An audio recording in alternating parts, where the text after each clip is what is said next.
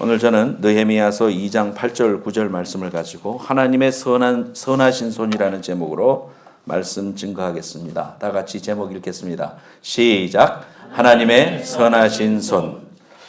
황당과 당황의 차이. 제가 인터넷 보니까 재밌는 내용들이 있어서 이런 게 소개해드립니다.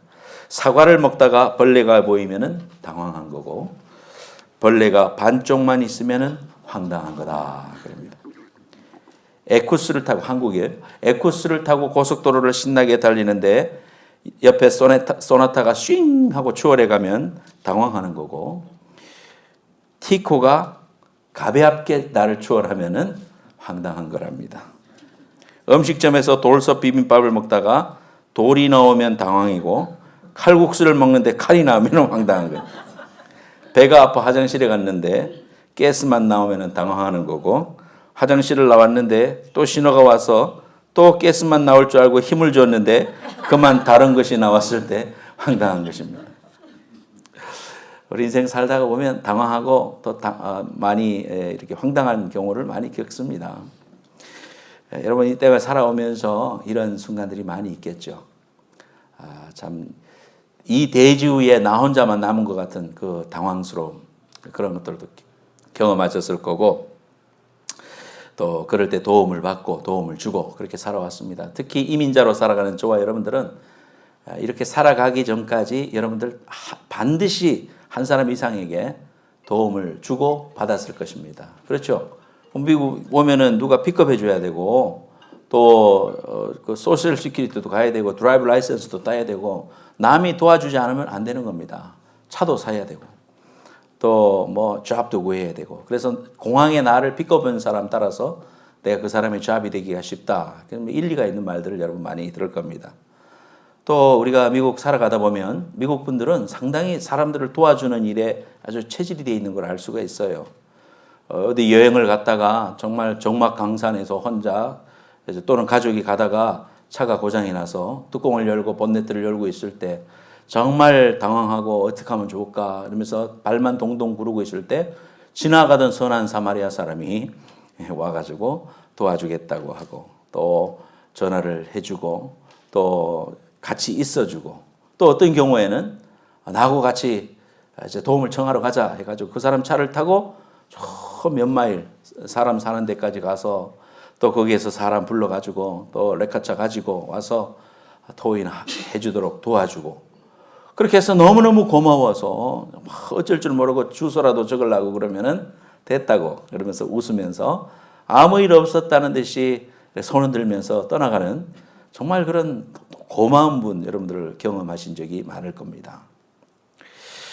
우리가 이 생을 살아가면서 이런 돕는 손길을 떠나서는 살 수가 없습니다. 내가 도움을 받았으면 나도 도움을 줘야 되고, 또 이렇게 주고받으면서 사는 것이 하나님이 정하신 법칙입니다. 그런데 오늘 본문 말씀에 보면 하나님의 선하신 손이 느헤미야라는 사람을 도와서 느헤미야의 삶을 축복하시고 느헤미야가 하고자 했던 일들을 가능케 하시는 이러한 이야기가 나옵니다. 우리 인생을 도와주시는 하나님의 선하신 손길을 경험했다. 저와 여러분들이 이런 하나님의 선하신 손길을 경험할 수 있다면 지금 여러분이 겪고 있는 역경과 어려움이 무슨 문제가 되겠습니까? 하나님이 나와 함께 해주시고 나를 도와주신다면 세상에 걱정할 일이 뭐가 있겠습니까? 지금 여러분들이 근심과 걱정을 가지고 있는 부분도 있을지도 모르겠습니다. 여러분 예배를 통해서 나를 돕는 선하신 손길을 의지하고 그분께 나의 모든 것을 내려놓고 십자가 아래 나의 모든 짐을 내려놓고 여러분들도 이 느헤미야와 같이 하나님의 선하신 손을 경험하는 축복된 예배가 되시기를, 말씀이 되시기를 예수님의 이름으로 축복합니다. 그게 아멘 합시다. 아멘 합시다. 아멘. 아멘 할 때 내 입술에 그 고백이 내 것이 되는 거예요. 훈련합시다. 다시 할렐루야. 아멘. 항상 아멘을 크게 하세요. 믿음의 고백입니다. 자, 그러면 느헤미야를 도와주신 하나님을 어떻게 하면 우리도 만날 수 있을까? 제일 먼저 우리 느헤미야의 배경을 우리가 알아야 되겠습니다. 느헤미야서는 여러분 이제 앞에 사진에 보면은 예루살렘 성이 보이죠. 성지순례 가면 저 장면을 보게 되십니다. 그래 보면은 노란 지붕을 한 그 모스크가 보입니다. 저 자리는 아브라함이 이삭을 하나님 앞에 드렸던 자리입니다. 그런데 그 자리에 솔로몬이 지은 성전이 지어졌었는데 오늘날 보면은 거기에 성전은 온데간 데가 없고 모스크가 지어져 있습니다. 이슬람 사람들이 예배하는 장소입니다. 그래서 저 자리가 원래는 솔로몬이 멋지게 성전을 봉헌했다. 그래서 성경에 보면 이야기가 나와요. 그래서 솔로몬 시대에는 저 성전을 너무너무 아름답게 지어서 또 금으로 이렇게 장식을 하고 해서요. 금이 마치 굴러다니는 돌처럼 흔했다 그랬습니다. 솔로몬 시대에 많은 주위에 있는 나라들이 조공도 바치고 또 국력도 강했고 나라도 강대했습니다. 하나님도 축복하셨습니다. 그런데 솔로몬이 죽고 난 다음에 솔로몬 때까지는 통일 왕국을 이루었습니다마는 솔로몬이 죽고 난 다음에 나라가 우리 한국처럼 남북으로 딱 갈라지게 됐습니다. 그래서 북쪽의 땅은 이스라엘이라고 이름을 불렀고 남쪽에 있는 땅은 유다라고 이름을 했습니다. 그래서 양쪽이 다 나라의 왕을 세우고 이렇게 살아가다가 BC 722년에 예수님 오시기 전 722년에 위에 북이스라엘은 아시리아라는 나라에 의해서 멸망을 당하게 됩니다. 그리고 남쪽 유다는 130년 더 나라가 지속되다가 BC 586년에 바벨론에 의해서 멸망하게 됩니다. 그래서 바벨론에 의해서 포로가 돼서 사람들이 많은 지도자들이 많은 사람들이 이제 묶여서 바벨론 땅으로 포로로 잡혀가게 됩니다. 물론 일부는 땅에도 남아 있었지만은 많은 사람들이 포로가 돼서 노예가 돼 가지고 바벨론 땅에 거하게 됐습니다. 바벨론 땅에서 이제 세월이 지나면서 사람들은 노역을 했습니다. 그래서 그들이 너무너무 그 힘든 삶을 살아가면서 다시 우리가 언제쯤이면 고향으로 돌아갈 수 있을까 하면서 눈물 지으면서 강가에서 노래를 부르고 또 울었더라. 그런 이야기가 나옵니다. 그래서 바벨론 강가에서 내가 시온을 생각하며 울었노라. 그래서 이 시편 137편 말씀에 근거로 해서 뭐 노래도 지어지고 보니엠이라는 그룹이 Rivers of Babylon이라는 팝송도 짓고 그랬습니다. 저희들이 학교 다닐 때, 고등학교 다닐 때 78년 이럴 때 인기가 있었어요. 근데 그런 삶을 살고 한 세대가 지나가고 또 한 세대가 지나가면서 그들의 삶이 저 고향으로 언제 돌아갈까? 저쪽으로 언제 돌아갈까? 소망하고 있었어요. 그 중에 이제 많은 사람들이 소망하고 울면서 내일이 없는 삶을 살아갑니다. 그러니까 내일의 기약이 없고 또 돌아간다는 확정이 없는 삶은 참 힘든 거죠. 마치 우리 북한 땅이 공산화가 됐는데 그 속에 이제 살아남아 있는 지금 우리 어머니 세대들은 나이가 지금 80, 90 아닙니까? 그렇게 열심히 믿고 하나님 섬기고 했던 그런 많은 분들이 피난 오지 못한 분들은 북한에 지금 있을 거 아닙니까? 그런데 세월이 지금 뭐 몇십 년이 흘렀고 얼마나 그 날이 내일이만 올란가 숨죽이면서 찬송하고 했을 때 얼마나 참 그 삶이 힘들까. 그래서 우리는 북한을 위해서 기도를 많이 해야 됩니다. 그런데 이 바벨론 나라도 영원한 나라는 이 땅에 없습니다. 바벨론은 이제 무너지고 페르시아가 등장을 했습니다. 여러분 서울에 가면은 테헤란로라고 있습니다. 테헤란로. 이란의 수도가 테헤란 아닙니까? 그래서 70년대에 이란하고 수교를 하면서 테헤란로를 만들었어요. 그래서 또 다른 사진 보세요. 저렇게 뭐 고층 빌딩이 쫙 들어서 있는 테헤란로 가보신 분도 계시리라고 생각합니다. 그러면 반대로 테헤란에 가면 서울로가 있다고 그래요. 그래서 이렇게 서로 이제 맺었는데 그 이란의 전신이 페르시아입니다. 그래서 페르시아가 이제 나라를 잡게 되고 여전히 이제 이스라엘은 페르시아의 속국이죠. 그럴 때 페르시아의 왕이 됐던 고레스 왕이라는 사람은 왕이 되자마자 그랬습니다. 우리가 점령한 모든 나라의 사람들을 고향으로 돌려보내라.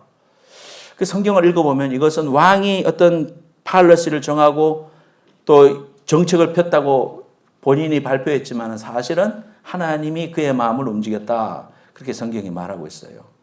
이 고레스가 이러한 정책을 펴므로 말미암아서 이스라엘 백성도 너희들의 이스라엘로 돌아가라. 그렇게 말했어요. 그 말이 BC 539년에 선포가 되었고 몇 년 후에 537년에 이제 스룹바벨이라는 사람이 처음으로 이스라엘 백성들을 데리고, 다는 아니고 많은 사람들을 가려고 하는 사람들을 이제 데리고 출발합니다. 왜 다는 못 가겠습니까? 이미 그 땅에 와서 농사도 짓고 자리를 잡고 기반을 잡은 사람들은, 또 아이들도 바벨론 말을 쓰는 사람들은 나 안 갈래 이럴 거 아니에요. 그런 것처럼 애들이 많이 안 갔어요. 하지만은 스룹바벨이라는 지도자에 의해서 많은 사람들이 이제 고향 땅으로 돌아가게 됩니다. 고향 땅으로 돌아가서 보니까 그동안에 한동안 주인이 없는 땅에 있었던 그 주위에 살던 많은 민족들이 땅을 차지하고 있다가 어느 날 갑자기 자기 땅이라고 와가지고 비켜라 그러니까요. 비켜주려고 그럽니까? 또 와가지고는 성전을 재건하겠다고, 성전이 다 회파되고 다 망가졌는데 성전을 짓겠다고 하니까 주위에 있는 사람들이 반대하기 시작합니다. 회방하기 시작합니다. 그래서 15년 동안 짓지를 못하고 그냥 중단하게 됩니다. 그랬을 때에 이제 이 페르시아에는 다른 왕이 들어서 가지고, 다리우스라는 왕이 들어섰습니다. 그래서 다리우스 왕이 다시 칙령을 내려서 계속해서 선대왕이 하려고 했던 일이니까 이 일을 반대하는 사람은 차명을 하겠다 하면서요, 밀어주고 돈도 대줘가지고 다시 거기서 하도록 이렇게 허락을 했습니다.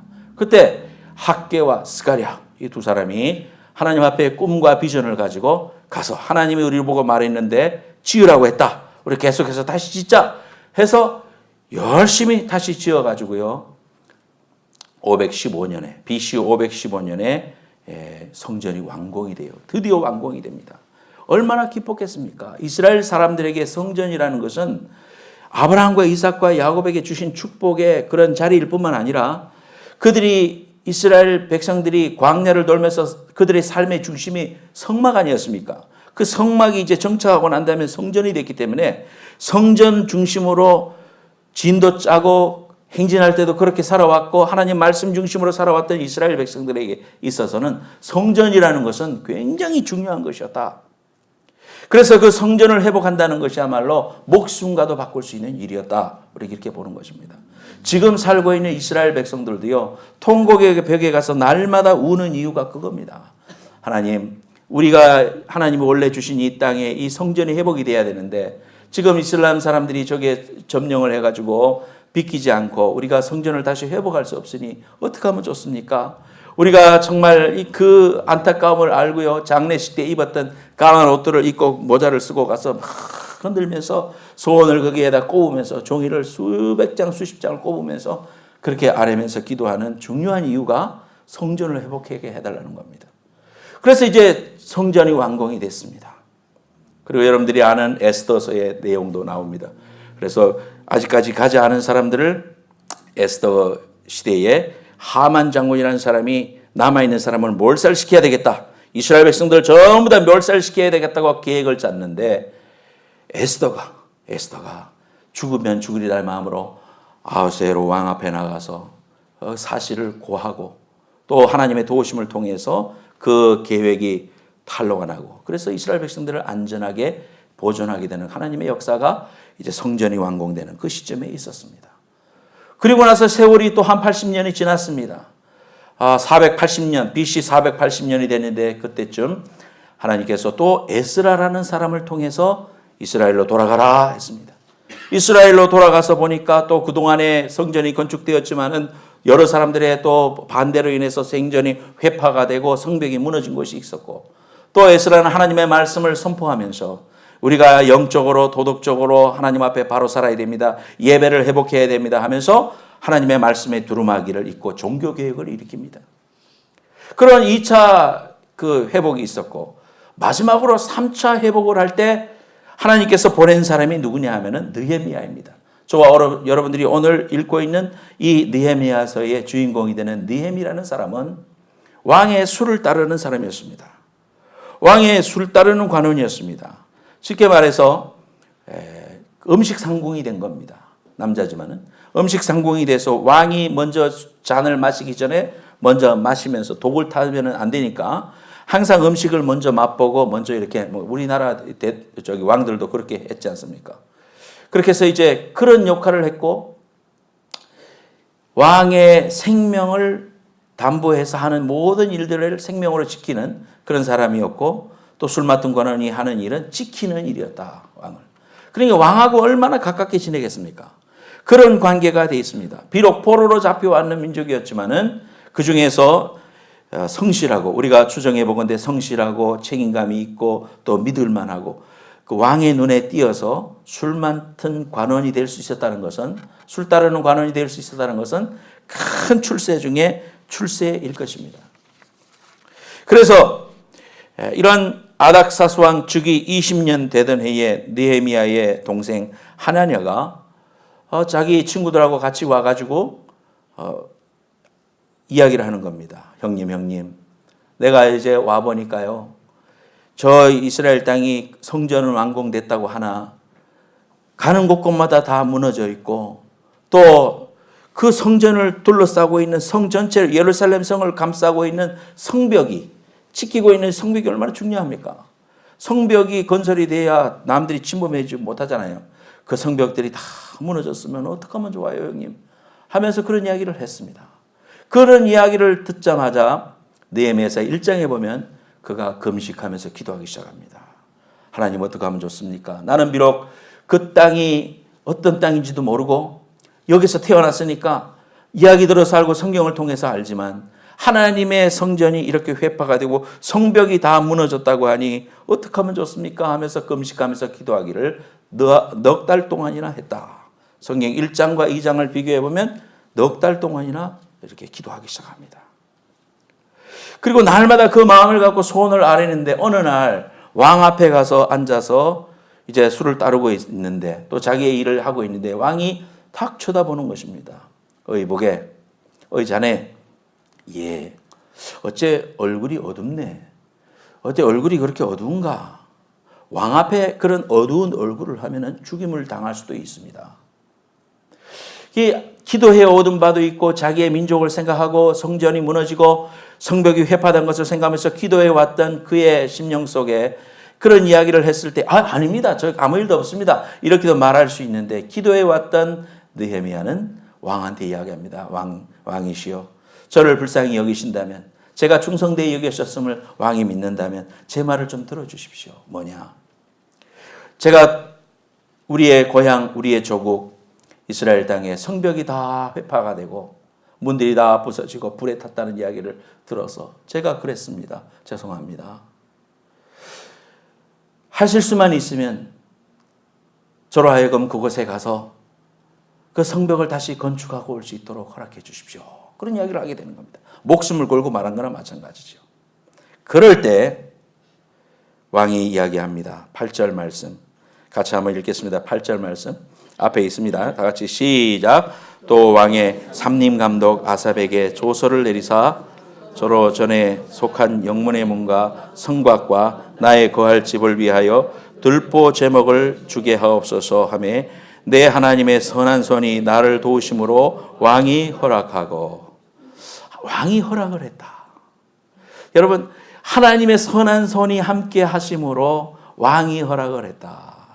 왕의 입장에서는 이놈 봐라, 내가 이놈을 귀히 여기고 내가 믿어줬더니 내 앞에 와서 별 말을 다 안 해 하면서 죽일 수도 있는 상황이고 그럴 힘도 있고 그럴 수 있는 그런 자격이 있었음에도 불구하고 왕의 마음이 움직였다는 것 자체에 성경은 우리에게 말하기를 내 하나님의 선한 손이 나를 도우심에 왕이 허락했다 그랬습니다.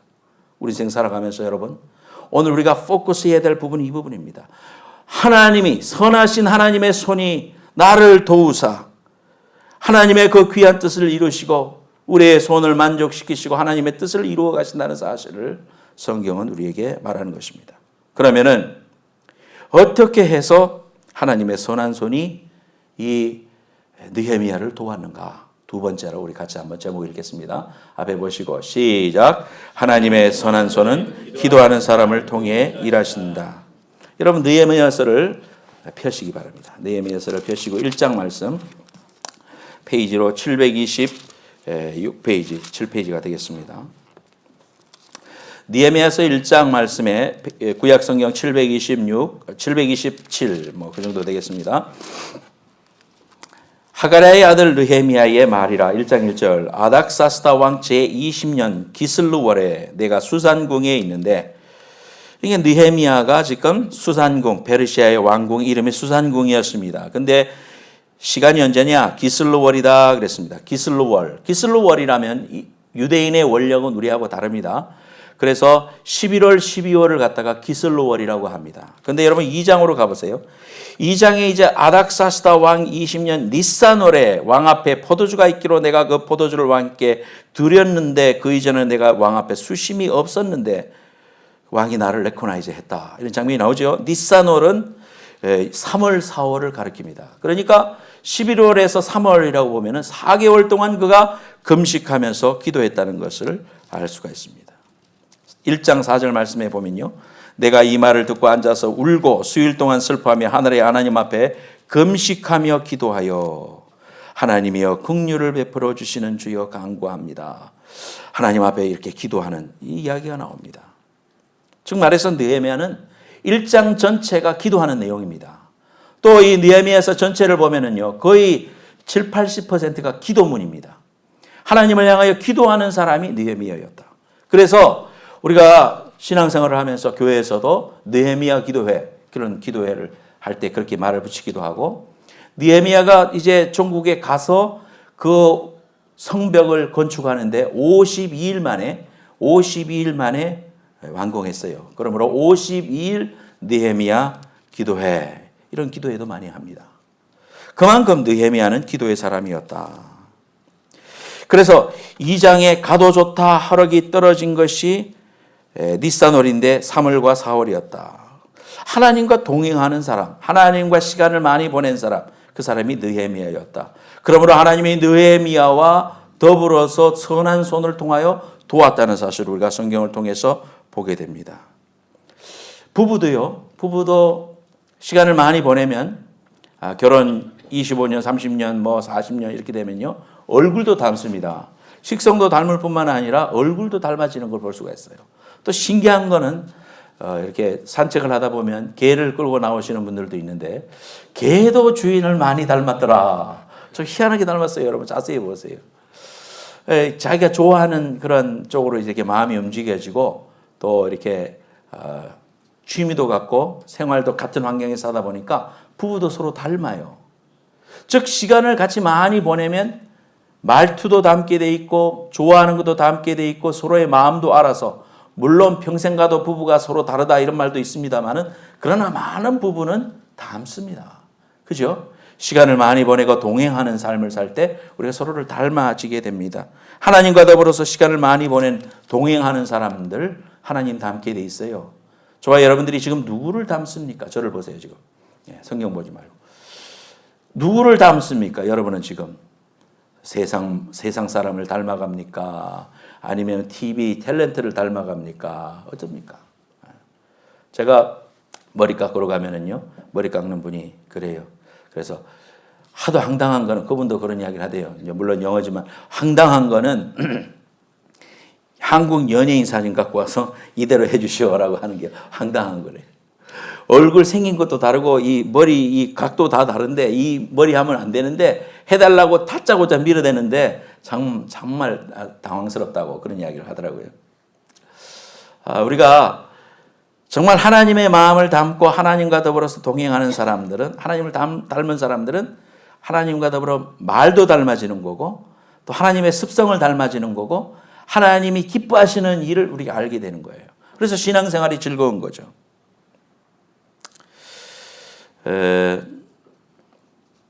우리가 위대한 지도자는 하나님과 동행하는 훈련을 하고 또 하나님의 선한 도움의 손길은 그러한 사람을 통해서 하나님이 인도해 주신다는 것을 우리가 알게 됩니다.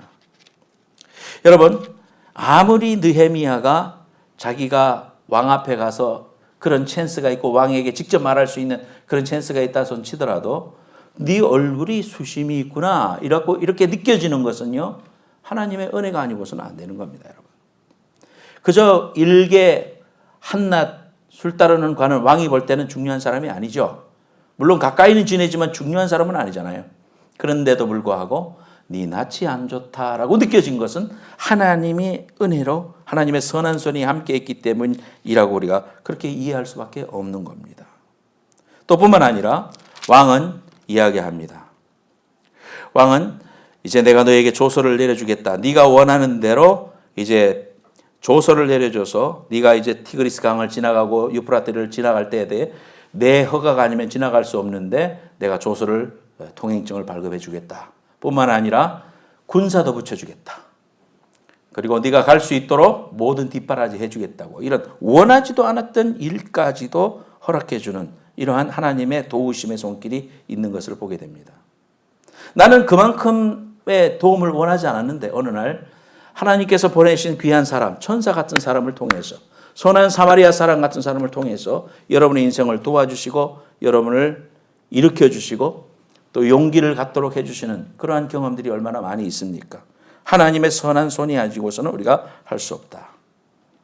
그렇다면은 이러한 은혜를 경험한 느헤미야의 기도가 어떤가? 1장 여러분 펴시기 바랍니다. 1장에 보면 우리가 이제 느헤미야가 그렇게 기도의 사람이라면 그러면 느헤미야가 어떤 기도를 했는가? 어떻게 기도했는가 우리가 보면은 우리가 실제적으로 하나님의 응답을 경험하는 데 도움이 되겠죠. 자, 1장에 보면은요. 5절 말씀에 이르되 하늘의 하나님 여호와 크고 두려우신 하나님이여 주를 사랑하고 주의 계명을 지키는 자에게 언약을 지키시며 긍휼을 베푸시는 주여 간구합니다. 하나님을 향한 확신의 기도였다. 따라서 확신의 기도. 하나님이 어떤 분이심을 고백하는 기도. 그런 기도를 시작했다.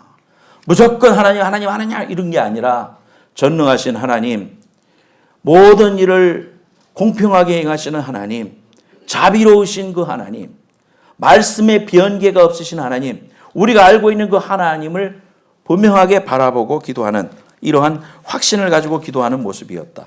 하나님이 어떤 분이신가? 하나님이 누구신가? 그분은 이스라엘 백성들을 이끄신 하나님이고 나를 위하여 독생자를 보내주신 분이고 오늘 내 삶을 태어나서부터 지금까지 인도해 주시고 내 머리털마저도 세신 분이라는 것을 우리가 바라보면서 그 하나님을 향하여 부르짖어야 되는 거예요.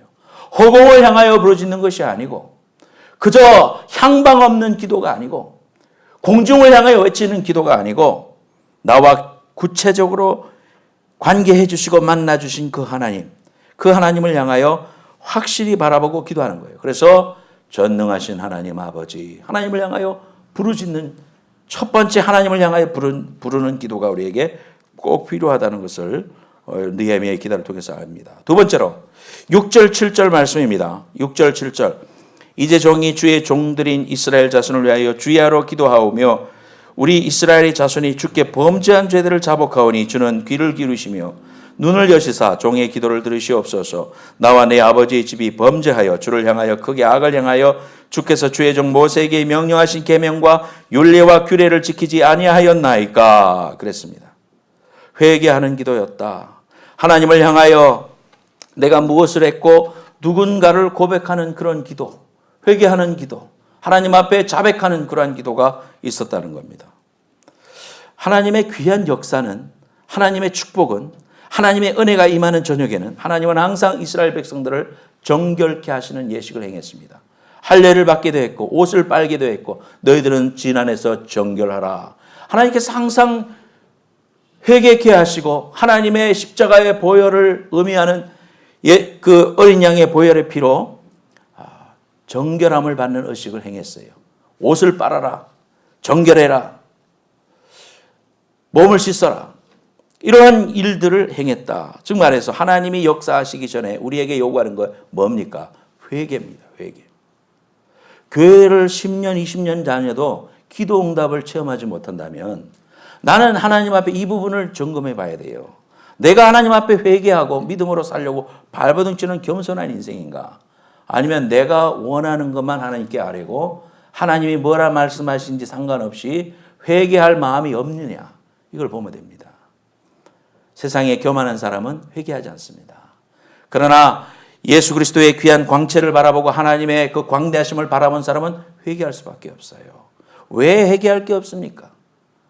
왜 우리가 하나님 앞에 섰을 때 주여 나는 죄인이로소이다 저를 떠나소서 그렇게 고백했던 우리의 사도들처럼 왜 그렇게 기도할 게 없겠습니까? 우리가 죄인임을 진실히 깨달을 때 하나님의 은혜가 임하는 것이에요. 도움을 달라고 하나님 앞에 아뢰는 게 기도인데, 하나님의 형상대로 내가 변화되겠다고 나를 항복하는 게 기도인데, 하나님 앞에 이러한 기도의 자세가 없다면 하나님이 우리를 도와줄 이유가 없는 것입니다. 더 교만하여 하나님이 없다고 하는 쪽으로 갈 수밖에 없는 거죠. 저와 여러분들이 우리 자신을 돌아보세요. 하나님 앞에 나는 겸손한 사람인가? 하나님 앞에 내 죄를 자백하고, 주님, 내 부족, 나의 범죄했습니다. 저희가 잘못 행했습니다. 불완전한 사람입니다라고 고백하고 주님의 자비가 필요합니다. 내 삶에, 내 인격에, 내 자녀의, 내 비즈니스에 하나님의 자비와 하나님의 선한 손길이 필요하다고 겸손히 머리 숙이는 그러한 여러분들 되시기를 예수님의 이름으로 축복합니다. 세 번째로 8절 9절입니다. 옛적에 주께서 주의 종 모세에게 명령하여 이르시되 만일 너희가 범죄하면 내가 너희를 여러 나라 가운데 흩을 것이요 만일 내게로 돌아와 내 계명을 지켜 행하면 너희 쫓긴 자가 하늘 끝에 있을지라도 내가 거기서부터 그들을 모아 내 이름을 두려고 택한 곳에 돌아오게 하리라 하신 말씀을 이제 청하건대 기억하시옵소서. 구체적으로 이 느헤미야는 세 번째로 어떤 원리를 가지고 기도했습니까? 하나님의 약속하신 것을 확신을 가지고 아뢰는 겁니다. 하나님이 이렇게 말씀하시지 않았습니까? 하나님의 말씀을 근거로 갖다 대는 것입니다.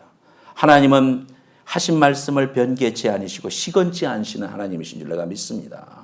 그래서 기도할 때 구체적으로 말하자면 하나님, 아브라함의 하나님, 이삭의 하나님, 야곱의 하나님 되신 하나님, 우리에게 축복을 주시고자 원하시는 하나님, 하나님을 찬송합니다. 오늘 이 자리에 제가 머리 숙였사오니 하나님 내게도 복을 허락하옵소서, 이렇게 기도하는 것입니다. 하나님, 주님이 채찍에 맞음으로 너희가 나음을 입었다고 하시지 않았습니까? 나의 병마를 깨끗게 씻어 주시옵소서. 내가 정결케 되기를 원하나이다. 하나님 앞에 주의 일을 감당하기 원하나이다. 누구든지 원하는 대로 구하라. 그래야만 주신다고 하신 하나님 아버지, 주님의 약속에 의하여 내가 기도합니다. 하나님, 내 기도에 응답하옵소서. 엘리야에게 하나님의 불을 내리시며 하나님의 산 하나님이심을 보여주신 하나님, 그 엘리야에게 임하신 그 하나님을 의지하여 내가 하나님 앞에 간구합니다. 하나님, 오늘 내 삶의 현장에도 주의 불을 내려 주시옵소서. 할렐루야. 여러분, 이런 기도가 있기를 예수님의 이름으로 축원합니다. 하나님이 하신 말씀을 근거로 해서 기도하는 거예요. 무조건 내가 아뢰는 게 아니고 하나님의 약속을 의하여 내가 읽은 하나님의 말씀을 붙들고, 내가 경험한 그 하나님을 붙들고, 내 삶의 작은 부분을 채워주신 그 하나님, 신실하신 하나님, 독생자 예수 그리스도를 주신 그 하나님을 붙들고 기도할 때 응답은 이루어지고야 만다는 거, 우리가 느헤미야를 통해서 배웁니다. 네 번째로 가장 중요한 겁니다. 헌신의 기도를 했다 그랬습니다. 헌신의 기도. 그래서 이 느헤미야는 기도하면서 하나님 앞에 뭐라고 하느냐 하면은 10절 말씀에 이들은 주께서 일찍이 큰 권능과 강한 손으로 구속하신 주의 종들이요 주의 백성입니다. 주여 구하오니 귀를 기울이사 종의 기도와 주의 이름을 경외하기를 기뻐하는 종들의 기도를 들으시고 오늘 내가 종이 형통하여 이 사람 앞에서 은혜를 입게 하옵소서 하였나니 그때에 내가 왕의 술관원이 되었느니라 그랬습니다. 하나님 앞에 기도하면서 기도 안에 있는 내용을 향하여 자신을 헌신하는 기도를 했다. 내가 하나님 기도하겠습니다.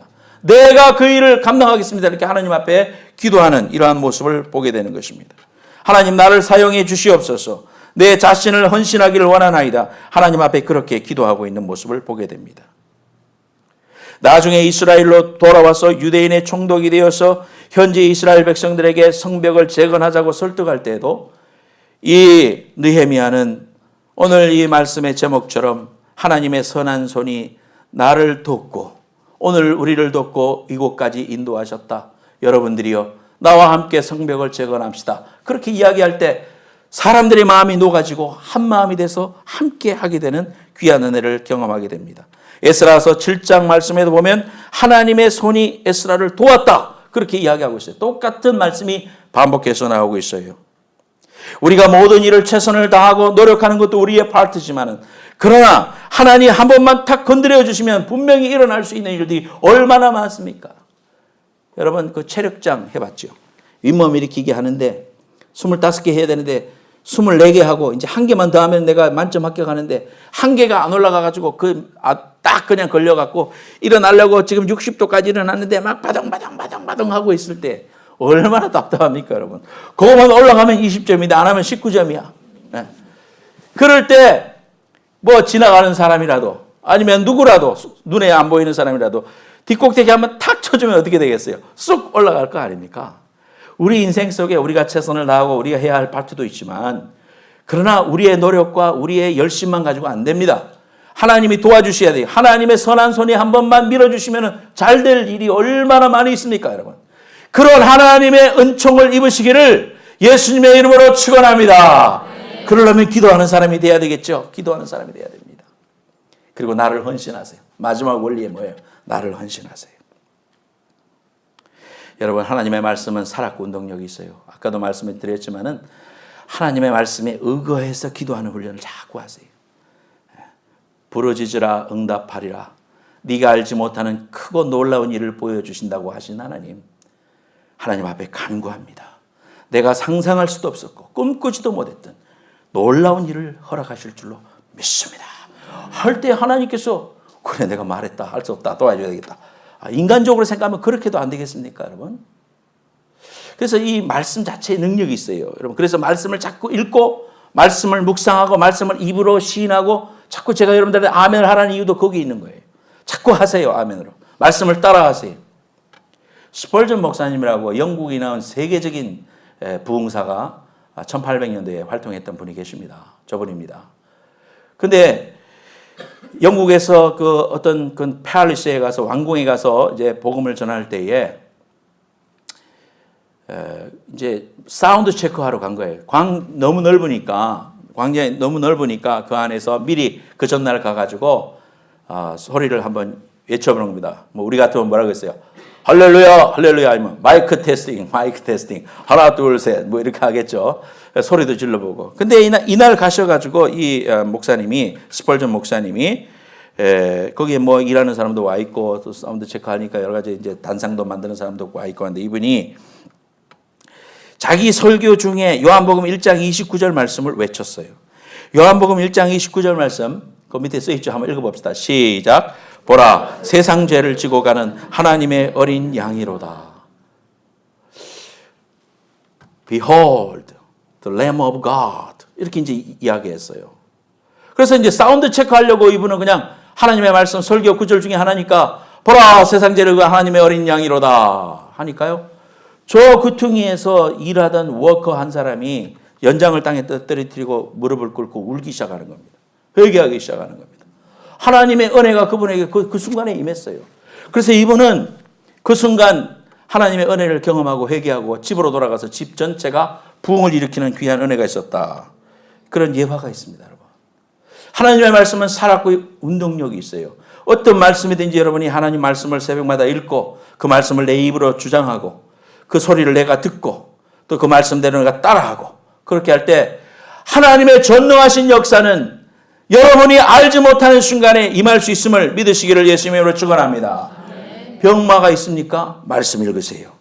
하나님의 말씀을 읽고 그 말씀을 자꾸 내 귀로 들으세요. 그리고 입으로 고백하세요. 나는 하나님 안에서 잘 된다. 하나님의 내 병을 고치셨다. 2000년 전에 십자가에서 나를 건지셨다. 내 모든 슬픔과 질병과 고통을 짊어지시고 주님이 죽으셨다. 나는 예수님 안에서 형통한다. 나는 건강해진다. 믿음으로 고백하고 하나님의 귀한 말씀을 통하여 자꾸 읽게 될 때 하나님의 말씀은 살았고 능력이 있어 우리 속에서 역사하고 하나님의 귀한 역사와 기적을 이룰 줄로 믿습니다. 나는 할렐루야 아줌마였다는 책에 보면 조영기 목사님의 장모님이시죠. 최자실 목사님이 쓰신 책에 그런 이야기가 자기 간증이 나와요.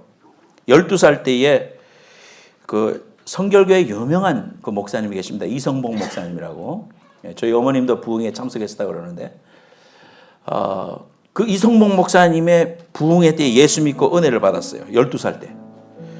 그런데 해방 후에 이제 사업을 하면서 돈을 많이 벌게 되면서 주님을 멀리 떠나버리고 말았답니다. 승승장구하던 1953년 어느 날 큰 환란이 다가왔습니다. 시련이 다가왔어요. 늘 자신을 위해서 기도하시던 어머니가 돌아가셨습니다. 큰딸이 열흘 후에 교통사고로 후유증으로 세상을 떠났습니다. 그 많던 재물이 사업 실패로 다 날아가 버리고 가정 불화까지 생겨서 심장병이 생겨나고 빚쟁이들이 몰아닥쳤습니다. 낮이고 밤이고 빚독촉을 하는 그 고통의 순간들이 견딜 수가 없었습니다. 그래서 죽어야 되겠다 자살하려고 극약을 사가지고 삼각산 꼭대기로 올라갔더랍니다.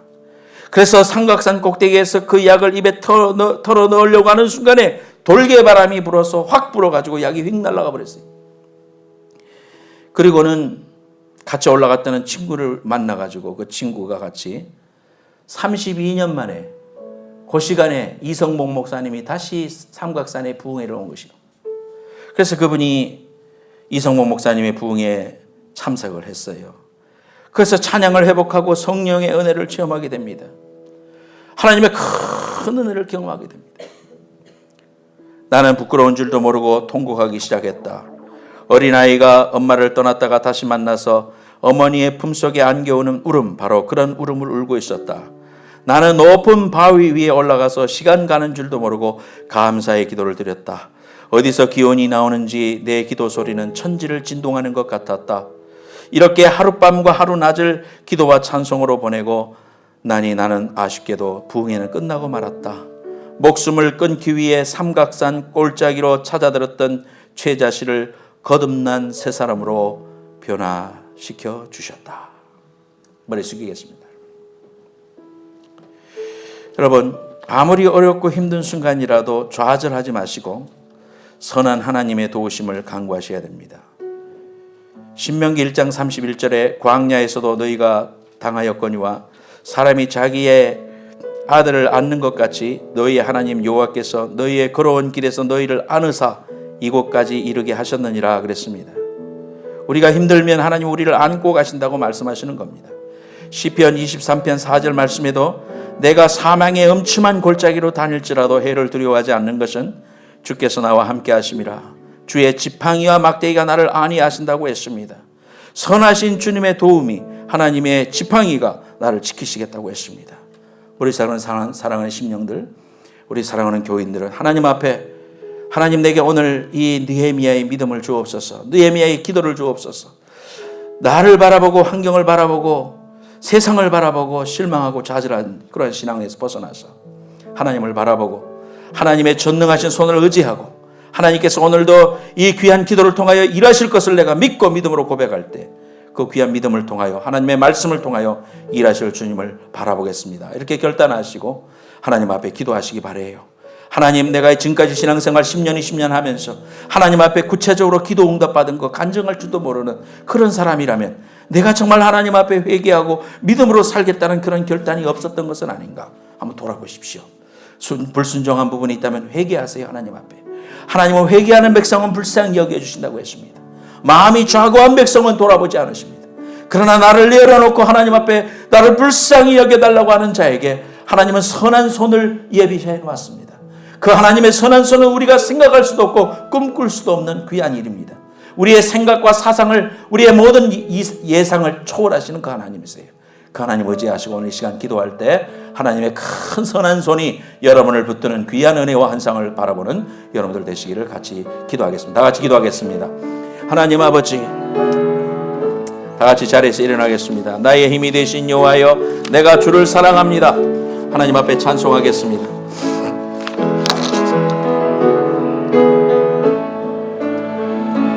나의 힘이 되신 여호와여, 내가 주님을 사랑합니다. 나 주님을 사랑합니다. 주는 나의 반석, 주는 나의 반석이시며 나의 요새시라, 나의 요새시라. 주는 나를 건지시며 주는 나를 건지시는 나의 주, 나의 주, 나의 하나님, 나의 피할 나이시여, 나의 피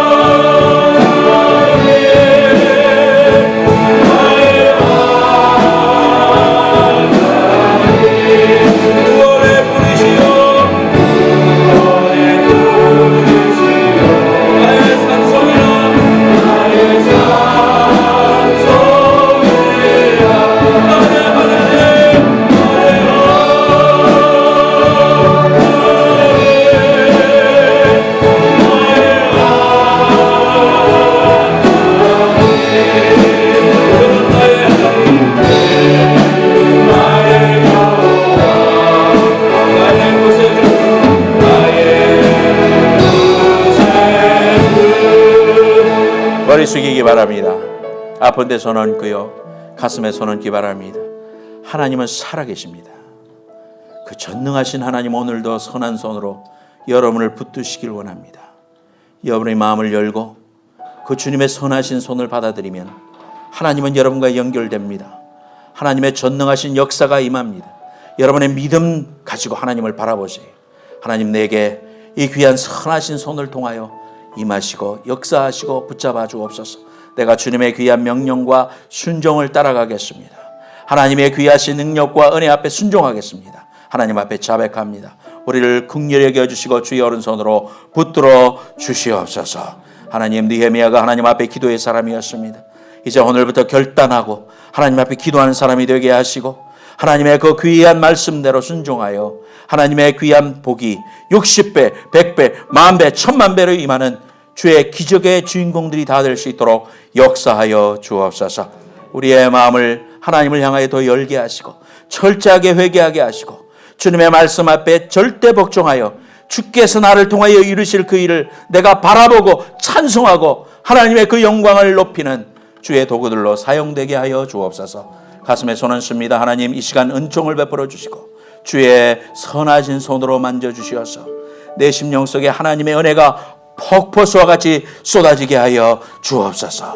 죽어가던 사람, 자살을 생각하던 사람, 약을 준비하고 삼각산에 올라갔던 최자실 목사님이 하나님의 은혜를 입고 선한 손길을 통하여 변화되어 한국 교회의 위대한 일을 행했던 것처럼 하나님, 미물과 같은 우리도 하나님 앞에 하나님의 선한 손이 나와 함께 하실 때 위대한 역사를 이룰 줄로 믿습니다. 마른 막대기와 비록 부족한 연약한 모습을 가지고 있는 우리들이지만 하나님의 손에 붙들림 마당할 때 내가 알지 못하고 내가 꿈꾸지도 못하고 생각지도 못했던 하나님의 위대한 역사의 주인공들이 될 줄로 믿습니다. 하나님, 오늘 그러한 백성들로 오늘 머리 숙인 사랑하는 심령들, 아픈 데 손 얹은 심령들 축복해 주옵소서. 내가 예수 이름으로 명하노니 모든 병 많은 이 시간 나사렛 예수 이름으로 명하노니 떠나갈지어다. 지금은 속히 오실 예수 그리스도의 은혜와 하나님 아버지의 만극하신 사랑과 성령님의 감화 감동하심이 오늘 하나님 앞에 믿음으로 고백하며 우리를 맡기고 하나님의 선한 손길을 소망하며 붙잡는 모든 성도들의 머리 위에와 저들의 가정과 비즈니스와 자녀들과 후손들 위에, 건강 위에 이제로부터 영원까지 함께해 주시기를 간절히 축원하옵나이다. 아멘.